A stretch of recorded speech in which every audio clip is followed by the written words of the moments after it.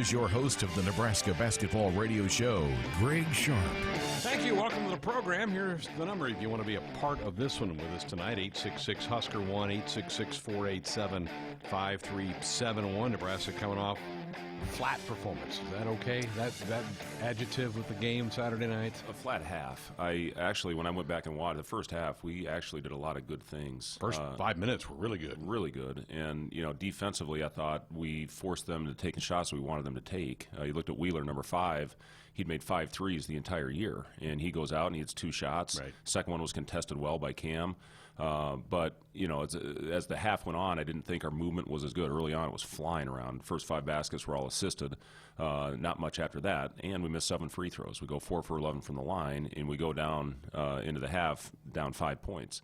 So, you make 3 of those free throws, and, it's a one-possession game. So, second half is where it was so disappointing to me, Greg. I thought we came out extremely flat out of the locker room for whatever reason. The previous game against Michigan, we took control in the second half, and that's when we took a lead. It was the same deficit, 5 points.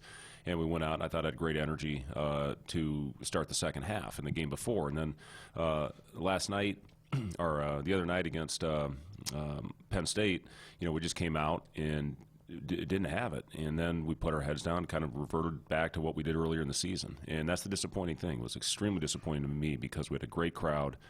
You want to go out there, and I think one thing that our fans have liked about this team is the growth that they've made and the effort that they play with every time that they step on the court. And when you don't have that, it's really disappointing, especially when you're in your home building. So a learning opportunity for us. We had a good, sharp practice today. We've got all week with the bye. Don't play again until next week at Iowa on Saturday. So it gives us a great opportunity to get in there and compete and go out there and correct some things. And hopefully we've got tough this bye week. It came at a pretty good time because we've got at Iowa and at Maryland. It's going to be 2 extremely difficult games.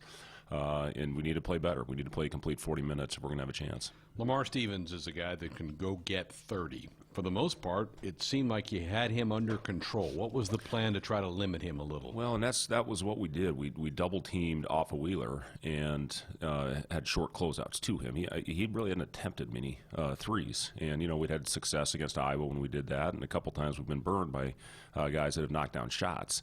And, I was impressed with Penn State. That's a high-level team, and they've got a lot of power on that team, led by Stevens. He hit a couple mid-range pull-up contested shots. We were going to live with those. We didn't want him getting all the way to the rim. Second half he did, but the first half I thought we did a solid job with our game plan, going out there and executing and making them take tough shots.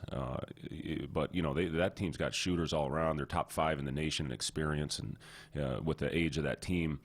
So I think that's a team that I think at the end of the day, when they get in the NCAA tournament, they have a chance to do a lot of really good things. Watkins, they brought off the bench in this game, and he put up a big night as well. But he made even a couple of 17-footers that you probably can live with those as well. Yeah, that's just those plays you shake your head at. And, but he is, the thing about Watkins, he's 7 years older than Ivan. Yeah. He's 24 years old, Ivan's 17, and he's been coming off the bench since he had his injury. He's the last 3 games he has been coming off the bench. But they're 2 centers. They give them obviously they have great depth at that position, great size, and a lot of rim protection. That's one thing with Watkins. He averages 3 blocks per game in about 20 minutes. So he leads the league in shots blocked per minute.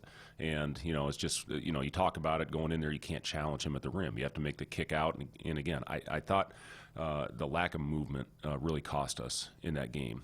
We've been doing a really good job, I think. Our assist numbers are, they're top 3 in the league. I think we were first as of, a couple games ago, and assist-to-turnover ratio we're first. So we've been doing a pretty good job of not only making the right play, but taking care of the basketball. And we got away from that against Penn State. When we do that, we do not give ourselves a chance.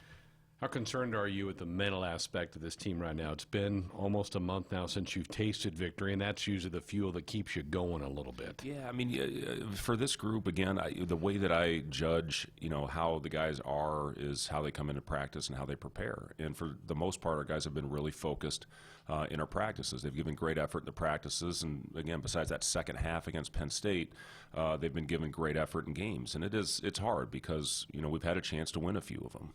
You go out out against a great Rutgers team that's undefeated in their building, sold-out arena, great atmosphere, and we played them as well as anybody's played them all year and had a chance to win that game. Now, we hit shots at a high level, and I thought it really defended and it had a great physicality to us, which we did not the first time we played them.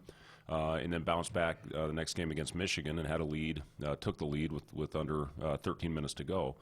So we've had good moments. Greg, it's just, again, the inconsistent stretches that we've had is what we need to fix. If we have a very small margin, very thin margin with this team, and we have to play pretty much perfect to have a chance to win. But our guys are growing, I think, and getting better. We still have a lot of things to do, to work on, but, when I look at those guys that we have sitting out and I look at, the recruiting class that hopefully we'll bring in this year, we're going to have a chance to get this thing turned around very quickly. And, again, with some of the young pieces that we have on this group as well. You were asked about Deshaun on your press conference on Friday. He's been scuffling. He's been having a hard time knocking down jump shots. What are you seeing from him, and what's holding him back right now? Yeah, he's, again, guys are going to go through struggles over the course of the season, and he had a great stretch of basketball. You look at what he did at Wisconsin. He had 10 baskets all in the paint. And, he's had some games where he struggled to finish inside. He's had games earlier in the year where he really shot the ball well, but he's going through a tough stretch right now of shooting. He's getting a little flat. And, same thing with Charlie. I worked with Charlie before practice today for about a half an hour just on trusting his shot and finishing high. Human nature is you try to get as close to that rim as you can. You almost try to guide that thing into the basket. So, the thing is to trust the shot and continue with a high release. Those guys are both good shooters, and they've had good moments. And, it's just about coming out hopefully and having a game where they take the lid off of the basket and then they're off and running. You hear the term that some guys are knocked down shooters, some guys are just scorers. Is Burke more of just a scorer because he can take it to the rim? I would label Burke as more of a scorer. He's got a scorer's mentality. I mean, there's times where he'll have the ball and.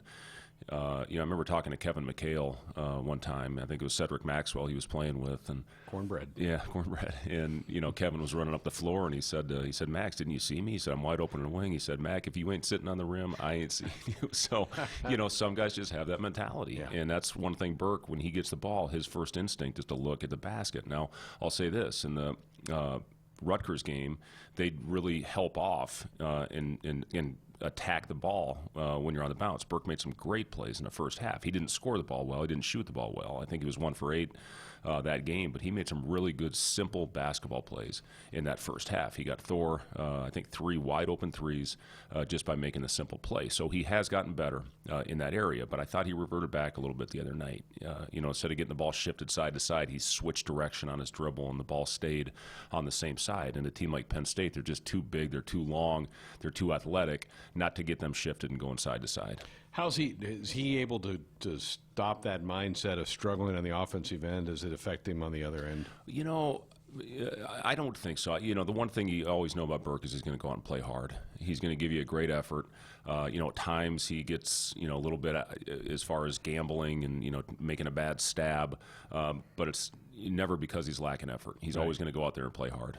And he'll jump in there a few times and get you some steals. He's been able to do that for you. Yeah. We just, again, it's staying under control and staying within the framework of what we're trying to do on the defensive end. You don't want to open up a gap and get them in the paint. We just don't have that shot blocker back there right now. If you have the guy, like, for example, Penn State, they got Watkins back there, and you can be a little bit more aggressive on the perimeter because if you get beat, you got an elite rim protector back there. We don't have that on this team. Yeah. Another guy that met with the media last week was Akala Rope, who played in both games last week. Tell me what progress you've seen since you've gotten him here in Lincoln, and where is it? Where's the future for him? He's gotten better as the year's gone on. There's no doubt about that. And he practices well. He's always working on his game. If he's not the first guy in the gym in the morning, he's the second guy in the gym. And he's getting work on his jump shot, which is greatly improved. His feel for the game is improving. And he's as athletic as anybody on our roster. And you saw that. He had a couple dunks in the last game. But I put him in the game before, and he went in a battle test. He confronted him and got into his legs. And I've talked to him about this. Because of how much he's improved, to stay ready. There's going to be an opportunity to get out there and play important minutes. And I went with him. Kevin got his 4th foul against Michigan, which was a huge play because Kevin, was doing a great job taking Teskey away from the basket, hitting shots, and attacking long closeouts. I just felt like a call was the right guy to put in because I knew he'd give us great energy on that end, and I thought he held his own against a 7-1 guy. He's given up, damn near a foot, and going out there and competing extremely hard. And I knew he would do that, and then I thought he followed that up with good minutes on the game the other night against Penn State. How critical will the offseason be for him developing, getting stronger? All those things. Yeah, it's very important. All the young players that we have on this roster, with the two centers that we have with Ivan and Kevin, those guys are learning, on the fly right now just because of the makeup of our roster. Charlie Easley is, doing a great job for us out there, especially with hustle plays and effort plays. And then a call, is our, the fourth freshman. So, those guys, it's always important. In my mind, whatever level you're at, I think the improvement you make most is from your first to your second year. Whether you're going from your freshman to your sophomore year, because you know what the league is, you get a full year of strength training after going through full practices and playing against this level of competition. And the same thing in the NBA. When you're a rookie, there's such a learning curve. And then you get a great summer of development, and then you go in your second year, and you're so much more prepared. So, I think it's the same. Whatever level you're playing at, you get a lot of, kind of on-court tutoring, and you're just better prepared that second year. Coach is with us till the top of the hour. Here are the numbers if you want to be a part of this one. 866-HUSKER-1, 866-487-5371. You can dial us up on our Sports Sunday hotline, brought to you by the Woodhouse Auto family, bringing you more choices in brands, locations, and service. Experience the difference. Purchase with confidence. This is Woodhouse. Got a couple of Twitter questions for the coach. We'll get to those. Take some calls next. Basketball brought to you by your Midwest Ford dealers. Visit them at buyfordnow.com. Here are the numbers if you want to be a part of this one. 866-HUSKER-1, 866-487-5371. Chuck on Twitter, Coach, says, do you believe mental toughness can be taught, or is it that something an athlete either has or doesn't? That's a great question. I think a big part of it is either have it or you don't, but you can try to put them in, all kinds of adverse situations to develop it. But, for the most part, in my mind, especially when the tough times hit, you either have it or you don't. And, the ones that have it are special. And, there's not a lot of them that have it. But, the ones that have it, like the Jordans and, obviously, the unfortunate passing of Kobe last week, but he had it. Those mental toughness players down the stretch, those are the guys you can really trust. And you can put the ball in their hands and know they're going to make the right play. How much of that can you discern during the recruiting process, or is that just a guessing game? Yeah, you can tell some just based on your conversations and when you watch them play, whether it's high school or an AAU tournament. You can tell a lot of times they have it. Sometimes they'll surprise you one way or the other. You think they have it and they don't, or vice versa. But yeah, again, you can do a lot of things. A great culture helps as well. I mean, if you have a group of guys that have it, they can turn a guy a little bit. If you have a group that doesn't have anything, you may turn a guy the other way. But the great ones, it's an innate quality in them. In your coaching time, who's the toughest mentally guy you've had? I'd have to say George Niang. He was incredible, and I knew he was special when he came in as a freshman, and we had a senior on that team. And we were just going through some drills, and he got right up in his face. He said, "Yo, man, this is how you work. This is how you're going to do things. So we're trying to win a championship here."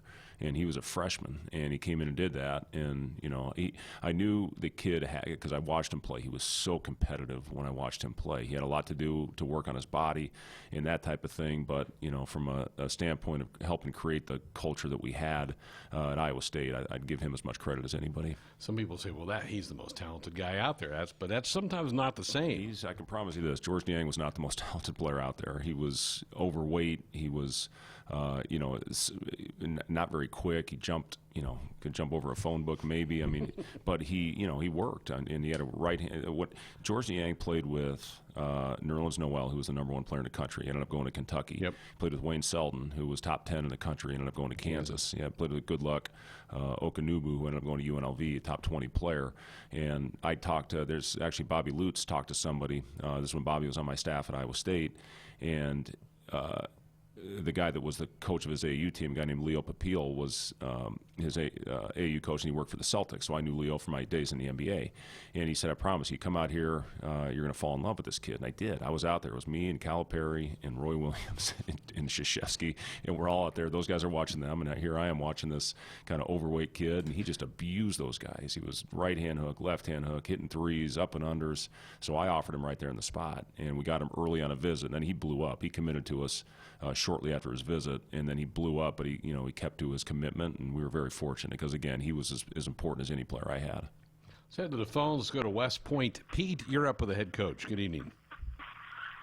Good evening, Coach. Hey, Pete, how are you? Oh, pretty good. Sure glad you're here at Nebraska. Got all the confidence in the world you're going to get this turned around. I have a question on free throw shooting. I'm not a big basketball player. I played for a couple years in high school. We had a coach in high school. If you didn't hit 75% or 75 out of 100 free throws, you didn't leave practice. You sat there after practice and kept on shooting until you got that percentage. As I watch our team and other teams, not only ours, free throw shooting seems to have really gone down from, well, gosh, it's been 40 years ago. Could you kind of explain maybe what's happened and why it's not as important in the game of basketball today as it was 40 years ago? Yeah, that's a great question, Pete. The thing for us, generally the teams that I didn't have to work on free throws, those were the teams that shot a great percentage. To me, free throw shooting is so mental. Shooting in general, you look at our team, and I think we're shooting 58% from the free throw line, which just drives me crazy. We're third in the league in three-point percentage, and, you're in so much more of a flow. We work on, we shoot with this team more than any team I've ever had. 3 times over the course of practice, especially when they're tired, I put them on the line and make them shoot free throws, and they can't talk. They have to have full concentration, and then at the end, I'll put them on the line, and we'll shoot free throws, and they have to make them, or we'll run sprints, to try to have a consequence. If they don't, just to put the pressure on them that, hopefully that will simulate a game situation, which obviously it's not, because the fans aren't out there, the lights aren't on, the popcorn's not popping. It's, you're out there, in a gym without a ton of pressure, except for having to run a sprint. And then after that, today, for example, we, recorded everybody shooting 25 free throws. Some days we'll do 50. So, we shoot a lot of free throws, and, unfortunately, right now we're struggling. And again, we've lost games this year because we have not shot a good percentage from the free throw line. It could have been a completely different game had we made our free throws in the first half and gone in with the lead, as opposed to a 2-possession deficit. As far as why it is gone down compared to where it was, that's a good, fundamentals, is one thing maybe that isn't the same with all the AAU basketball that happens right now. It used to be you went into your high school and you practiced, and you worked on fundamentals for 2 hours a day. Now it's so game driven. There's so many games that you play. AAU, for example, you play 4 games in a day, and you're not getting the work on your body. You're not getting the work on your fundamentals, maybe that you did 20, 30 years ago. Three-point shot, too. All those guys, you watch them, they're out there, which is what you want, too. You want them out there behind the line shooting from there. Yeah, it's crazy. I saw something, I think it was last week. Somebody sent me a link to where the shots were the hot spots on the floor 20 years ago compared to where it is today. And, the top 20 shots on the floor of where shots are taken today, there was not one spot in the mid-range. And again, the numbers back that up. I mean, you look at what mid-range, shots, as far as true shooting percentage and points per possession, it is the least productive shot in the game. So, we do try to manufacture shots at the rim. I think we're third in the league in manufacturing shots. Unfortunately, we're 14th in finishing. That's something else we do work on, believe it or not, is finishing every day.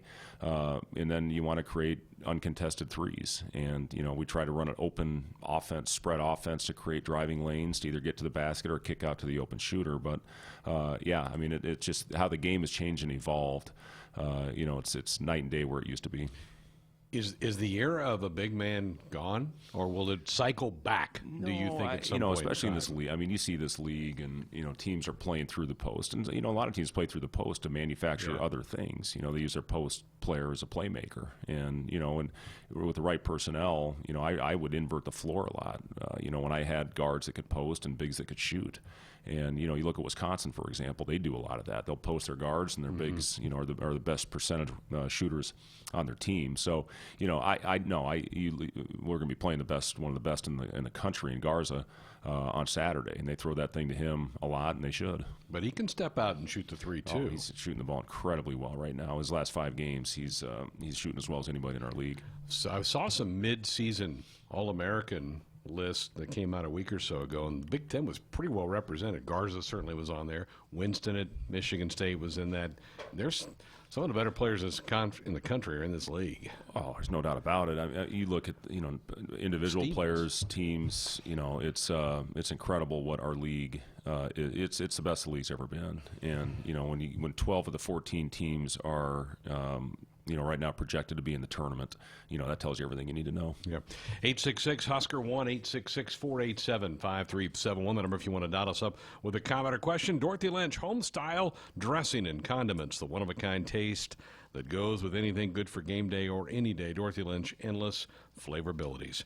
Back with more with the coach coming up next. 811 says, go dig red. Before you dig, always call or click 811 to have your utility lines marked. It's free, it's easy, and it's the law. The head coach, Fred Hoiberg, with us until the top of the hour. If you have a comment or question about Husker hoops, Huskers off until Saturday when they travel to Iowa City for the second meeting of the year against the Hawkeyes.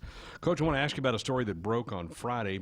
Dennis Dodd of CBS Sports broke a story that the Big Ten has suggested legislation that would allow players in every sport to transfer once in their careers without sitting out. Right now there are 5 sports that if you transfer, you have to sit out. Football, men's and women's basketball, hockey, and baseball are the 5 that if you transfer, you have to sit 1 year. The Big Ten would like to waive that and say, if you transfer, you one time, you can play. Your thoughts about that, because this certainly, I think, is going to be an issue in the coming years. Yeah, a lot of interesting things I think are going to come up here, in the next couple of years. And, the transfers is a big thing, in the landscape of college athletics right now. And, here's kind of my take on it. I don't know if it's right or wrong, but, I think you need to either make it one or the other, where they have to sit or you get immediately eligible for the one time, which I think makes sense. So, the waivers right now, it's so hard, I think, who's granted a waiver, who's not. We thought we had a really strong case for Shamil Stevenson to get a waiver this year. He was rejected, and there was other kids that he didn't think they would have a chance of getting a waiver, and they're granted one. So I think just to take, the guesswork out of it, and you either have to sit if you transfer, or you can be immediately eligible if you transfer. I think that does make some sense. I just hope it doesn't get messy. I mean, I would hate for somebody to come poach a roster because, well, we need a point guard, so let's go poach that guy off that roster. And that certainly, then you may have to worry about your own group. Yeah, believe me, I get that. I understand that. And, but again, there's so many kids leaving. I think, there's almost 1,000 transfers in men's basketball alone last year. It's incredible, the number of transfers. And, I'm not going to sit here and say, I haven't had success with some of those guys I did. I helped build a program that way at Iowa State, and we've got 3 really good ones sitting out here. So, it's just a way, to, one, get some older, experienced players on your roster, that may have a skill set that fits your system better than the one that they went from. Some in today's era where you're looking for, instant gratification and who's going to use me the best and get me the next level, and it doesn't happen, they leave. And it's just something that it is what it is right now with college basketball and college athletics in general. So yeah, I think to have it one way or another, I do think makes some sense. How has the graduate transfer rule worked? do you think, for college basketball? Yeah, I think that's been good. And if a kid takes care of his academic work, they shouldn't be punished to have to sit out. So I think that has absolutely been something that makes sense. Yeah, and you benefited with a couple guys this year with that. Yeah, absolutely. Hanif. This year and over the course of the career, DeAndre Kane was one of the best players I ever had at Iowa State, and he was a transfer, and he was 24 years old, and he gave us great experience and great leadership, and made some of the biggest plays in the history of our program. The next several years for college sports could be really interesting. I mean, this is obviously now in play, or going to be in play, and then the image thing is certainly going to change too. Yeah, name, image, likeness. It's going to be an interesting few years for sure. Sure is. All right, week off here. How do you approach this? Do you practice every day? Do you give them an extra day off? Do you give them a mental day off? How are you going to handle this? Yeah, you take the day off after a game. Generally, is what happens. We got after it today. We had a really good hard practice, a lot of skill work, a lot of shots. And we competed. Tomorrow we'll come in and have a very hard practice. It'll be probably one of the harder practices we've had, just because we've got some extended time off right now. And depending on how things go, if we have a great day tomorrow, maybe we'll do skill work Wednesday. We might take Wednesday off, just depending on how the guys are doing, because we have 2 more days after to prepare. And that's generally what the routine is. You get 2 days to prepare for games, especially for us. We've had Tuesday, Saturday schedules. So the Tuesday game will take Wednesday is our off day for the week, have the 2 days to prepare. After the Saturday, we'll practice Sunday, Monday for the Tuesday game. Generally, that's what will happen. We'll start putting in some things, even as soon as tomorrow, as far as our scout team is concerned, and then, get 2 days to work on it heading into the game at Iowa. Come at a good time, although you wouldn't like to come off the performance you had Saturday, but this is a long time you've had these guys together. Yeah, it is. I mean, with the Italy trip. Yeah, too, I look all the way back at that Italy trip. It seems like it was 3 years ago now. So, but yeah, it's again, I really enjoy this group because of the fact that they come into work pretty much again every day, and I have seen strides, even though it's not showing up in the win column. I have seen positive steps with this team. This league race, this is crazy, isn't it? I mean, every game you flip on, and there's not one tonight for the league, but it's just been unbelievable. Yeah, every game comes down, it seems like the last possession or two. And, we were talking off air about, we find a way to win that Rutgers game, which, obviously we had a great chance, and, you lose in overtime. At Indiana, you lose, in a tough call at Northwestern. I mean, we find a way to win 2 of those. We got 4 wins. I think, we're feeling pretty good about that with this group, and how we put it together in such a short amount of time. But it's something where, again, it's just with this year. I think everybody understands where we are, and the biggest thing is developing our younger players and taking steps in the right direction and try to build this thing up in the future. Because talking about what we have coming in, I'm really, really excited about our future. How much of a learning experience has it been for you? You haven't gone all the way through the league yet, but you're a good chunk of the way through this thing. Yeah, I mean, I saw a lot of the league last year when, I followed my son Jack in Michigan State. I spent a lot of time up there with them, and, spent time with Coach Izzo. I was at the Big Ten tournament last year, watching all Michigan State's games and followed them all the way in their journey to the Final Four. You get a pretty good feel. Obviously, I played against a lot of Big Ten teams when I was coaching at Iowa State, and it's just, again, you look at this league; it's never been deeper. It's never been better as far as top to bottom, and it's a grind. But the way you look at it, Greg, I mean, you look at what Michigan did; they got up all the way up to top 5 team with their non-conference success. And you look at Ohio State; they were a top 5 team. I think they got all the way up to number 2, if I'm not mistaken. So you look at teams like that are sub 500 in this league. That tells you everything you need to know about how difficult this league is. Pretty good coaching in this league. Excellent coaching in this league. Yeah, you can see it night in and night out. 866-HUSKER-1, 866-487-5371. Take a break. Back with more of the coach coming up. You're listening to Sports Nightly. 866-HUSKER-1, 866-487-5371. The number if you want to dial us up with a comment or question. Huskers have a few days off between games. Nebraska back at it. 2 road games coming up in the next 3 days, you were at Iowa State, and you got used to kind of that Saturday and then big Monday games. There's a couple coming up tonight. That's a pretty quick turnaround. At least you have one more day.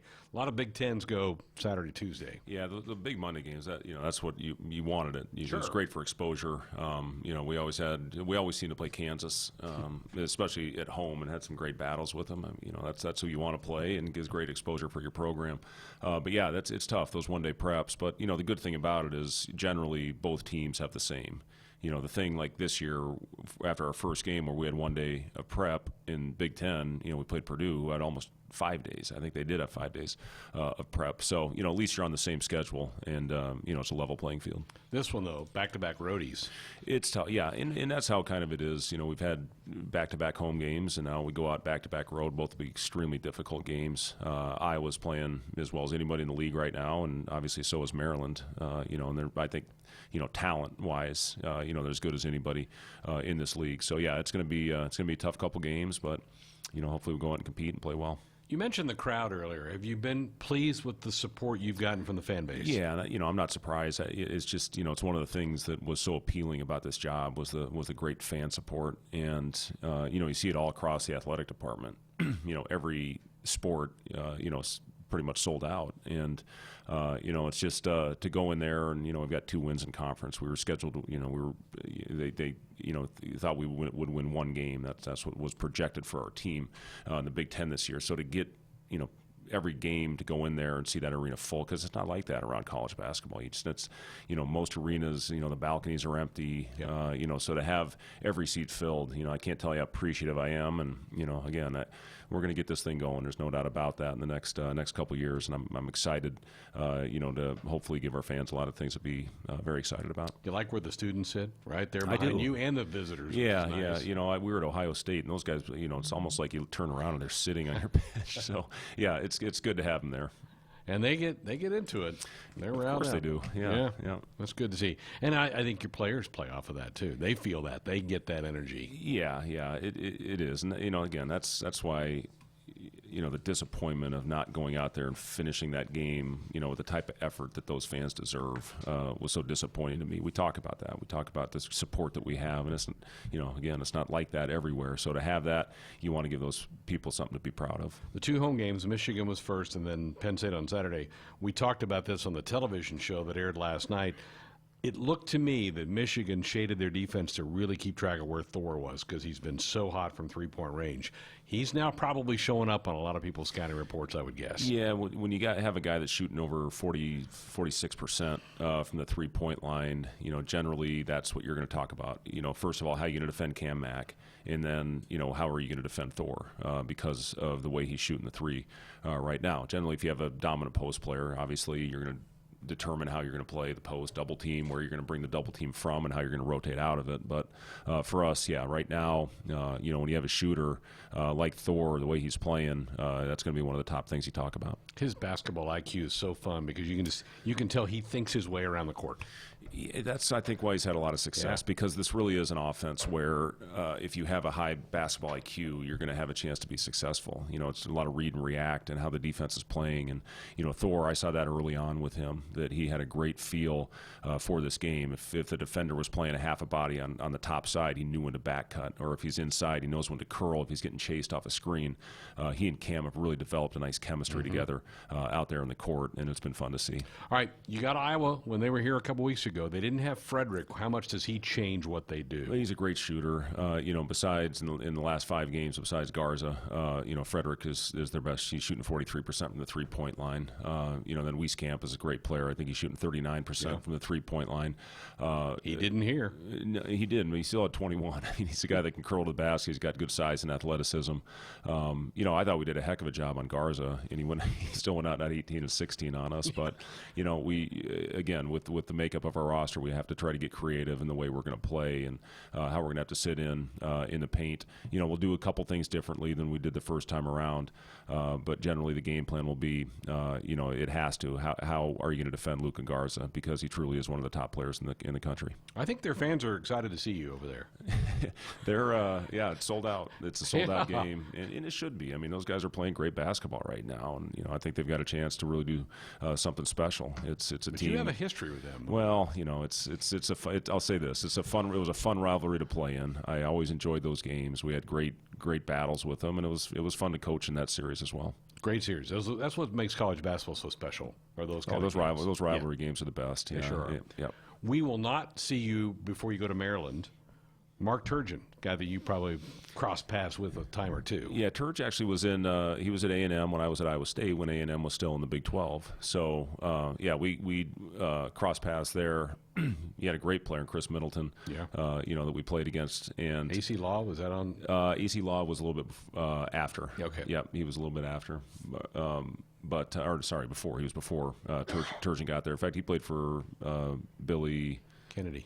No, Gillespie. He played for Billy Gillespie. Thanks, so, Seamus. yeah, but he's, Turge is, obviously a Jayhawk, and, had a lot of good conversations with him about that, and he's doing a great job down in Maryland. And a big Chiefs fan, apparently. He did a press conference the other day, had a Chiefs jersey on. You had a little Super Bowl party with the guys yesterday. We did, yeah. We brought everybody into the facility and, had a recruit in town and had a good time. It was a great game, unbelievable game, the way the Chiefs came back. And, it's one of those things, a couple plays here and there, and, obviously it's a different outcome. I mean, the pass interference call or, you make one of those catches, the 3rd and 15 that the Chiefs converted. I mean, it was incredible, the plays. But, that's who Patrick Mahomes is. He just finds a way to get it done. So your facility okay for a Super Bowl party? Not bad? It's pretty good. Pretty good? Yeah, we've got about 12 TVs in the lounge and then had a big TV out in the court. One of our guys in our staff, Buzzy Carruthers, is a absolute diehard Chiefs fan, and he was out in the gym. I heard somebody out in the gym yelling. I thought some guys were out there playing one-on-one or getting shots up. I walk out, and Buzzy was in the gym by himself,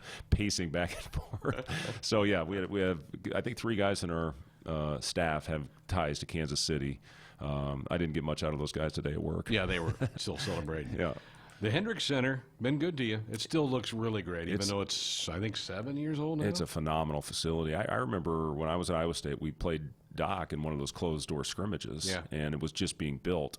And I went in there and remember seeing, all the iPads, each locker having an iPad, and the 2 different hot tubs and whirlpools in there. And, there wasn't a lot of those back then. And it was so state-of-the-art. It still is. It stood the test of time, and, I think it's as good as any. It looks great. Well, travel safe. Good luck this week. Have a week and kind of catch your breath here, and let's get after the back half of this year. Sounds great. Thank you, Greg. There you go. Fred Hoiberg with us. Huskers against the Hawkeyes on Saturday, and then at Maryland next Tuesday night. We have another hour of Sports Nightly coming up on the other side. Everyone who called into our show tonight dialed us up on our Sports Nightly hotline, brought to you by the Woodhouse Auto family, bringing you more choices in brands, locations, and service. Experience the difference. Purchase with confidence. This is Woodhouse. Hour 3 next.